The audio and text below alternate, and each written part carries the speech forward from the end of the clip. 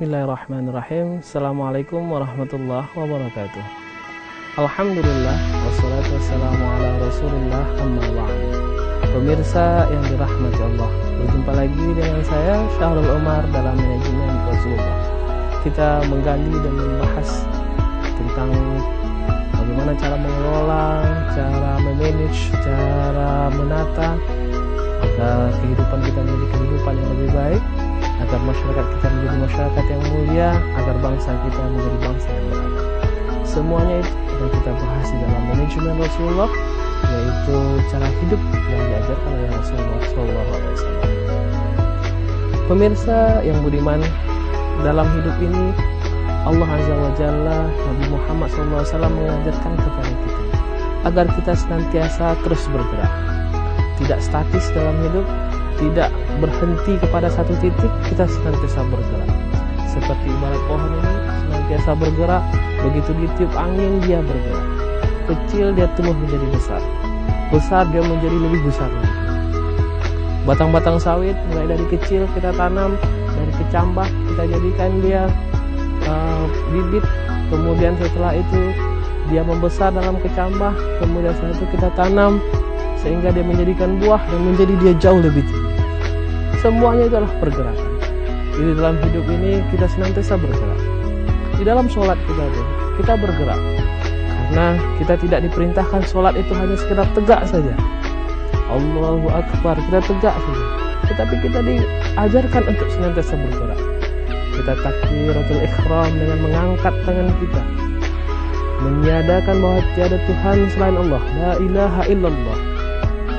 Kemudian kita takbir, meninggikan kalimat Allah, Allahu Akbar, Allah lah yang maha besar. Kita gerakkan tangan kita dan kita yakin bahwa Allah lah yang maha besar. Kemudian kita ruku, kita lihat bagaimana kehidupan yang di bawah, bukan hanya yang di atas saja, yang di bawah pun kita lihat dengan ruku. Dengan ruku kita melihat bahwa kehidupan yang di bawah banyak sekali, baik itu yang di dalam bumi maupun yang di atas langit. Jadi semuanya kita perhatikan.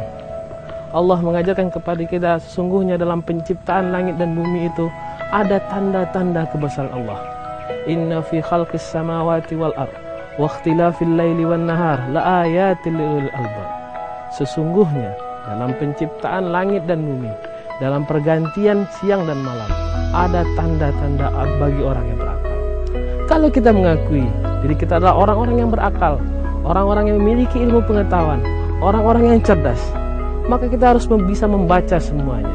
Bagaimana membacanya? Dengan kita senantiasa bergerak. Kita ke sana dan kemari. Kita rajin bersilaturahmi. Kita rajin menggali ilmu yang ada. Kita rajin menjadi tentang fenomena-fenomena yang terjadi. Bagaimana tumbuhan terjadi, bagaimana binatang bersosialisasi, bagaimana manusia berakhlak dan lain sebagainya. Inilah pergerakan. Karena dengan pergerakan, maka kita akan menjadi orang-orang yang jauh lebih mulia dan orang-orang yang mengerti tentang hakikat dan manfaat daripada segala sesuatu. Maka di dalam sholat, kalau kita pelajari tentang pergerakan-pergerakan sholat, sesungguhnya kita mempelajari bagaimana hidup ini harus melihat dari segala aspek kehidupan. Ketika kita ruku, kita lihat apa yang ada di bawah. Ketika kita takbir lagi, kita lihat apa yang telah terjadi di masyarakat kita. Kemudian jangan lupa, setelah kita takbiratul ihram kembali, setelah kita tegak kembali dari ruku kita, kemudian kita sujud, yang bermakna kita menghambakan lagi diri kita, menghambakan diri kita kepada Sang Pencipta. Kita jangan lupa, sebagian orang ketika dia bergerak, ketika dia menjadi sesuatu, ketika dia menjadi kaya raya, ketika dia menjadi pejabat, ketika dia menjadi orang-orang yang sukses, pengusaha dan lain sebagainya, dia lupa akan hakikat dirinya. Maka dalam pergerakan sholat tadi, kita diperintahkan untuk sujud dan menghambakan diri kita kepada Allah. Ini apa hakikatnya? Hakikatnya adalah keseimbangan bagi tubuh kita, keseimbangan dalam pergerakan kita.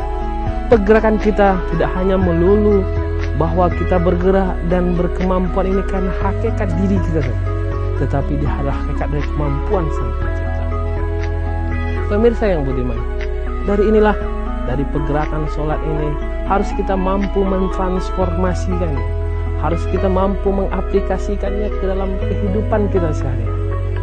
Apa maknanya? Maknanya adalah kita harus senantiasa bergerak, dinamis. Kita harus senantiasa bergerak fleksibel. Kita harus senantiasa bergerak untuk menyeimbangkan diri kita.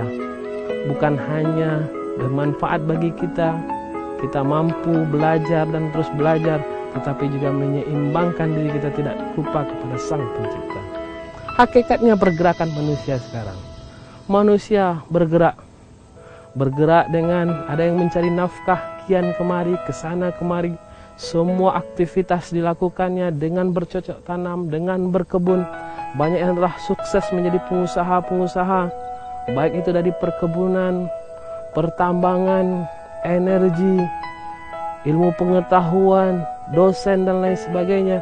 Tetapi apabila pergerakannya tersebut tidak diikuti dengan penghambaan kepada Allah, maka pergerakannya tidak seimbang. Dia akan mudah goyah, dia akan mudah terjerembab ke dalam kebangkrutan dari sisi mental. Walaupun dari sisi finansial, walaupun dari sisi keuangan dia memiliki kelebihan, tetapi dari sisi mental dia memiliki kekurangan, yaitu ketidakadanya kepuasan batin. Yang timbul darinya hanyalah menyelesaikan permasalahannya secara instan. Apabila dia memiliki permasalahan, dia akan menyelesaikannya, apakah itu dengan narkoba namanya, dengan hura-hura kah namanya. Itu adalah penyelesaian secara instan, tetapi akar masalahnya tidak akan bisa dia selesaikan. Bagaimana cara menyelesaikan permasalahan yang sesungguhnya? Menyelesaikan permasalahan sesungguhnya adalah bagaimana kita mampu menyeimbangkan kehidupan kita. Kita mampu menyeimbangkan kehidupan materi kita dengan kehidupan spiritual kita yang kita gambarkan dengan sholat kita tadi.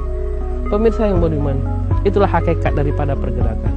Kita harus bergerak, tumbuhan bergerak, badan kita mesti terus bergerak, binatang-binatang bergerak, tumbuh dan lain sebagainya, menjadi besar dan besar.